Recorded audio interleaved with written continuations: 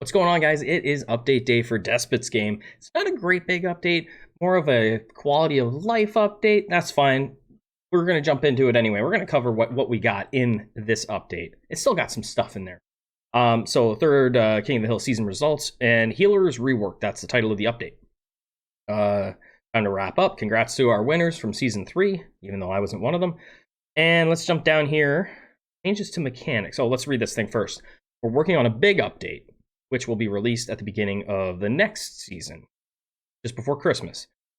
However, for this update that has just been released, we made a couple of minor but nevertheless important changes. So that's fine. I think the last update was what I would consider a huge update. I think it's maybe a little unfair to expect the devs to put out massive updates every 2 weeks. I don't know how big the dev team is, but I'm assuming it's pretty small. So getting a big update every month or so is pretty reasonable, and then getting a little bit of a smaller quality of life one, right? Also, that'll kind of prevent massive swings in the game too. So let's jump into changes to mechanics. You can see here right off the bat we have the healers, right? They're doing their thing here. Healers now have a ranged attack. It doesn't have a very big radius though, so you can see it's doing their attack there. The healer class ability has been reworked. Now excess healing from it is automatically applied to the most wounded team member.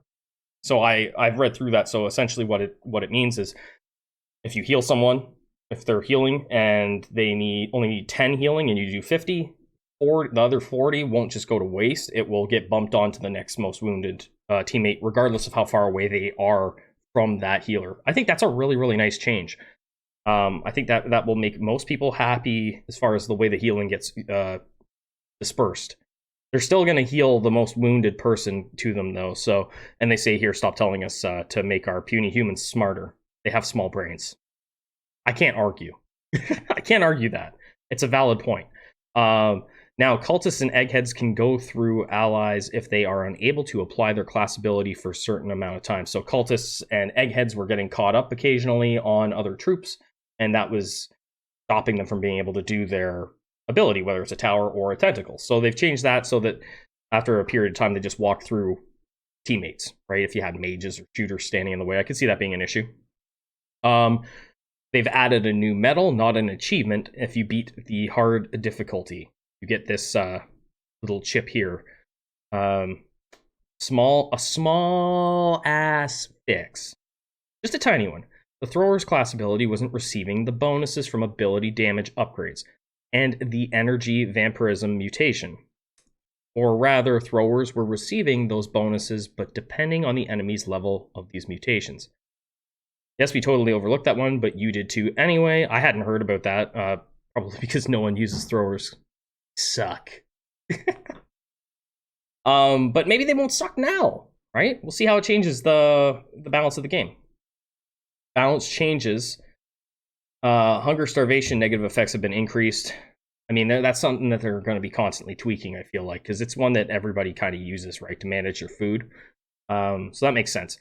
Passive magic resistance to several post-level 4 enemies. So they've made post-level 4 enemies a bit tougher and decreased damage that pre-level 5 enemies deal. So that's also something a lot of people have been saying, that it's almost like if you want to call it a damage check at level 4, right? You're running into juggernauts.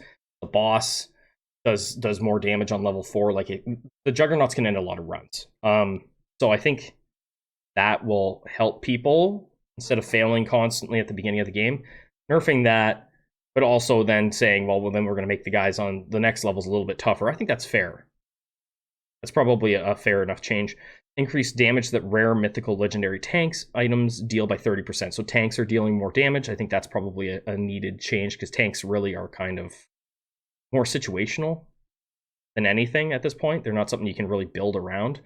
Increase token room rewards in the easy mode, decrease them in the hard mode. Okay, so they made hard mode harder and easy mode easier. That makes sense.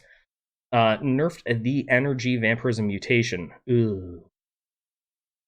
25, 60, and 100% for 50, 90. Oh, so they've changed the amount you're getting and charging basically the same amount of tokens, close to the same amount of tokens, but you're getting a massive nerf on the healing, right? So that's going to change things significantly, right? You're not going to get nearly as much healing back on that mutation, which is fine. That's fine. That's going to open up things maybe a bit more for other classes. Magic damage bonus costs more. Second and third levels are now 30, 35 tokens respectively instead of 25, 30. So that's just costing a tiny bit more. Maybe make you manage your tokens a little bit more if you want to do that, right? I think these are all fine changes and kind of what I was expecting. Overall, that's my take on it anyway. I was kind of expecting more of a quality of life, some balancing, a little bit. Nothing major. The last update was huge, right? We got new enemies. We got the whole new mutation tree. There was a lot of changes in there, and there's going to be another big one, right? I think this season's 3 weeks, right? Let's go back up here. Go back up. I think they said I think that's going to be the 21st. Yeah, so that's the end of this season, right? So there we go. This season's going to be longer, right? So this is going to be a 3-week season, which I also think makes sense, right? I think they're being realistic that way. Let's spread things out a tiny bit. And it takes a little bit of pressure off the devs to keep on pumping out big updates and whatever, right? But they have shown here, and I think this is really important to take into account. The devs are listening, Unity. I think that's awesome. That's a huge takeaway that I have from here. They are listening and they're making changes appropriate to the way the meta is shifting and the way the players are saying that things need to change. So I think that's great. Guys, thank you so much for watching the video, and I'll catch you on the next one. Good luck this season. Unless you're in Grandmasters with me, then I wish you no luck. Take care, guys.